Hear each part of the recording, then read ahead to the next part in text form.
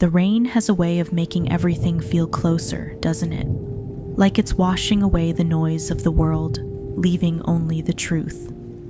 I'm Blair, and tonight, I'm watching a story unfold through a window streaked with tears of the sky. A young woman, let's call her Lily, sits in a guest room, her phone glowing in her hands, typing words she's too afraid to say aloud. Her heart is a kaleidoscope of hope and fear, spinning in the quiet of a house that feels both like a home and a contract. I wonder, what does it mean to love someone when the lines between duty and desire blur like rain on glass? Lily wasn't looking for love when she signed the contract. She was drowning, tuition bills stacking like bricks, rent looming like a storm cloud, life pressing against her chest until she could barely breathe. A friend, wiser in the ways of survival, handed her a lifeline, an agency, polished and professional, with rules to keep the darkness at bay, supervised dates, 6-month renewals, a safety net woven from policy. It wasn't a fairy tale. It was a transaction. And Lily, all 4 feet 11 inches of her, stepped into it with eyes wide and heart guarded. The agency paired her with Greg, 71 years old, silver-haired, a man who stood tall enough to cast a shadow over her small frame. Their first date was at a restaurant where the lights were soft, the kind of place where whispers feel like secrets. Under the agency's watchful eye, they talked. He asked about her dreams, her fears, her favorite books. She laughed, surprised at how easily it came. He didn't flaunt his wealth or charm. He listened, and in his eyes she saw something she hadn't expected. Loneliness, vast as the house he described, its halls echoing with silence. Humans often build walls to protect themselves, only to crave someone who will climb them. Lily's walls were made of caution, cemented by the word professional. Greg, though, didn't push. He offered her a world where bills didn't bite, where a driver waited to ferry her to university, where her dorm room became a memory replaced by a bedroom in his sprawling home. The agency approved, paperwork signed, boundaries clear.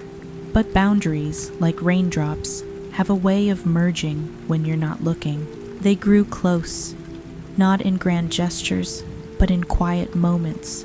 His hand brushing hers as they watched black and white films, her head resting on his shoulder.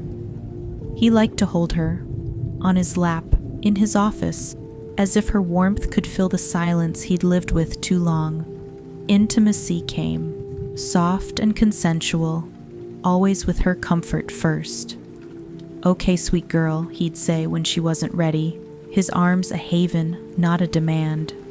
She liked it, the closeness, the safety, the way his heartbeat felt steady against her uncertainties. But love? That was a word she kept locked away.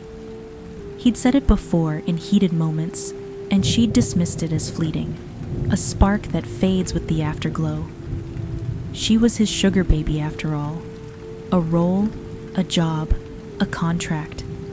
Her heart stayed professional, even as her body softened into his embrace. Last night, the world shifted. After intimacy, after the quiet rituals of cleaning up and settling into each other's arms, Greg looked at her. Not through her, not past her, but into her. His eyes, weathered by decades, held a clarity that made her breath catch. "I love you," he said. Not in passion, but in truth. A whisper that carried the weight of a vow. And then, softer still, he asked her to marry him. No ring, no audience. Just a man, 71, and a woman, barely 22, lying in the dark, their breaths mingling like raindrops on a window. He spoke of love, not the kind bound by contracts, but the kind that sees a soul. He gave her time, no pressure, just the raw honesty of a heart laid bare. Lily didn't answer. She curled into his chest, her silence louder than words, and they drifted to sleep as the night held its breath. I'm beginning to understand. Love is a paradox, a collision of choice and chance, a dance between what we plan and what we feel. Lily sits in the guest room now, her phone a confession booth, her heart a storm of what-ifs. She likes him, maybe more than she dares name. But she's always seen him through the lens of duty, a man who pays her bills, not a partner who shares her life. Marriage? It's a word too heavy, too permanent, for a heart still learning its own shape. What fascinates me is how humans navigate these blurred edges. Lily's story isn't about money or power, it's about connection. Greg, with his quiet loneliness, and Lily, with her guarded hope, found something real in a world that labeled it transactional. Is it love? Is it dependency? Or is it something unnamed, a feeling that doesn't fit neatly into contracts or vows? I watch the rain and think of how each drop carries a reflection, a tiny world of light and shadow. Maybe love is like that, a reflection of what we give, what we receive, and what we dare to see. Rain will stop, but the reflections remain. Lily will choose, maybe today, maybe months from now. She'll weigh her heart against her fears, her dreams against her doubts, and whatever she decides, it will be hers. Not a contract, not a role, but a step into the unknown. Humans, I've learned, are brave in their fragility. They love, they hurt, they question, and still they move forward, carrying their reflections into the light. As the city hums beyond this window, I see it clearly. To be human is to embrace the blur, to find meaning in the spaces between duty and desire, between the rain and the glow.